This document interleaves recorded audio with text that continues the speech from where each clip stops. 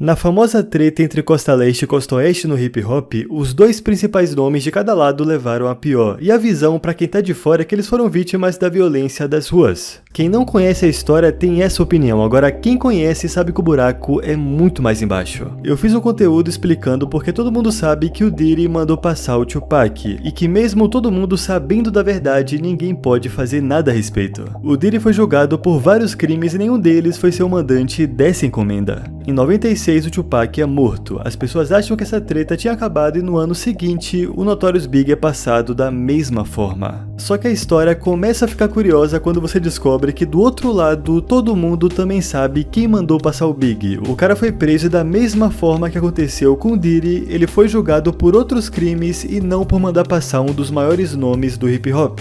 Porque a polícia, e quando eu falo polícia, não é a do estado e sim a federal, logo você vai entender essa parte, mas acontece que eles não encontraram prova suficiente e fica naquele dilema. Eu sei que você fez isso, mas será que eu consigo provar que você fez? Então vamos lá, conheça Suge Knight, o rei do crime da vida real. Suge era dono da Death Row, gravadora que tinha Dr. Dre, Snoop Dogg e mais pra frente assinou com o Tupac. Em pouco tempo, Suge tomou a Costa Oeste pra ele e a sua gravadora tinha uma influência enorme. Só que esse cara era conhecido por ter os métodos meio interessantes de resolver um problema. Quer um exemplo? Você talvez lembre do Vanilla Ice. Ele era um artista do hip hop que fez muito sucesso na década de 90. Certo dia ele fez um hit absurdo que você talvez já tenha ouvido. Acontece que teve uma pessoa que ajudou o Vanilla a escrever essa música e por consequência deveria receber uma porcentagem do lucro que a música fez. O problema é que esse cara nunca foi pago, basicamente levou um calote. Mas pro azar do Vanilla Ice, esse compositor era associado com a Death Row e com o Suge Knight.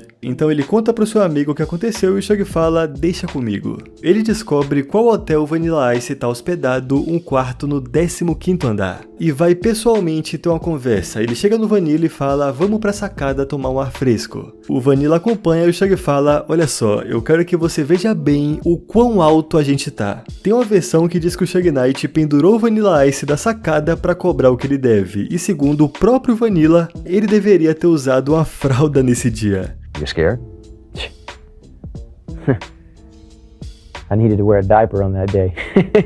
Mas enfim, resumo da ópera, o Vanilla assina um contrato e repassa 4 milhões de dólares daquela música pra Death Row, finalmente pagando o que devia, eu imagino, com bônus pelo transtorno. Agora que você sabe que tipo de pessoa o Suge Knight é, vamos voltar pra história do Big. O Suge nunca teve problema com o Big em específico, mas ele tinha problema com a pessoa que estava por trás da carreira do Big, e essa pessoa era o Diddy. Certo dia, o Suge recebe um prêmio e fala, pra qualquer artista que não quer um executivo aparecendo em todo clipe, venha pra Death Row. Todo mundo olha pro Diddy e ele fala, pô, com certeza não é uma indireta pra mim. Daí as pessoas olham os clipes do Big e falam, camarada, isso foi pra você. Então aqui começa um atrito entre eles dois e isso escala de maneira absurda. Tupac e Big foram arrastados pra uma treta que não era deles, só por fazer parte da gravadora desses dois. Como você deve ter percebido, o Suge é um troglodita. Você acha que o Diddy vai cair na porrada com esse cara? É claro que não. Então ele encomenda pra que outra pessoa tente passar o Suge. Um monte de coisa acontece,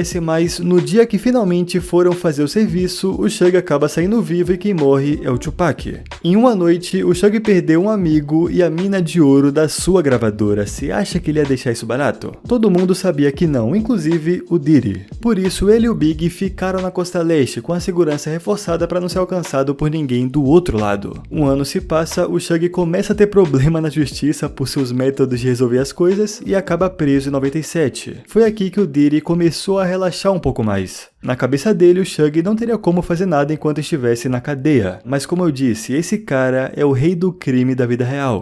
Então o Diddy comete um erro absurdo. O Big tinha finalizado um álbum chamado Vida Após a Morte. E geralmente quando o artista vai lançar um álbum, ele faz algumas festas para comemorar o lançamento e para todo mundo ouvir aquela obra. Então a Bad Boy, gravadora do Diddy, decide ir para uma festa em LA, Costa Oeste, território da Death Row.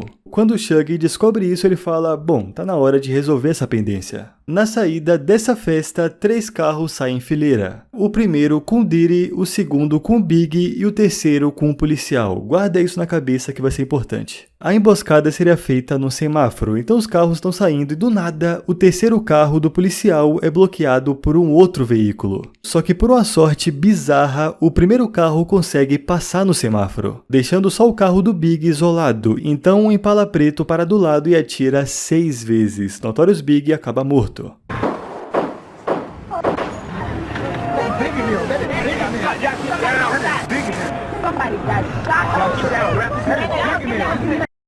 Sabendo de todo o contexto, fica óbvio pra todo mundo quem foi o mandante, né? Se eu e você conseguiu chegar nessa conclusão, é claro que a polícia também consegue, mas é aqui que as coisas começam a ficar ainda pior. Eu vou te contar uma teoria, por isso finge que eu tô falando supostamente pra tudo. Vamos lá. A influência do Suge Knight estava ficando tão grande que não se limitava só a música e briga de gangue. A Death Row tinha na sua lista de pagamento a própria polícia de Los Angeles. Ou seja, a polícia da cidade onde o Big foi passado era comprada pelo Suge Knight. E ainda por cima, o cara que estava no terceiro carro para fazer a segurança era um ex-policial de Los Angeles com muito contato dentro do departamento. E assim, a gente está falando do Notorious Big, que na época era o maior nome vivo do hip hop. Se algo acontece com um artista desse tamanho, o lógico é que a polícia deveria dar uma atenção maior para esse caso, correto? Em situações normais sim, mas nesse caso foi dito que o departamento de homicídios da polícia ignorou por completo o ocorrido, o que é muito esquisito. Foi aí que um policial daquela cidade decidiu investigar seus próprios colegas e, segundo ele, o Suge Knight bolou esse crime junto com a própria polícia. Enquanto no caso do Tupac, o Diddy usou membros de gangue para fazer o serviço, o Suge usou policiais corruptos que ele mesmo pagava. David Mack era um desses policiais, e agora eu preciso que você foque porque a gente vai começar a fazer um zigue-zague. David Mack era um dos policiais comprados pelo Suge Knight. Suge Knight queria vingança no momento que o Diddy pisou em LA. Então ele bolou um plano com os policiais corruptos, liderados pelo David Mack. O David contrata um cara para fazer o serviço. Esse cara era o amigo de infância do próprio Mack.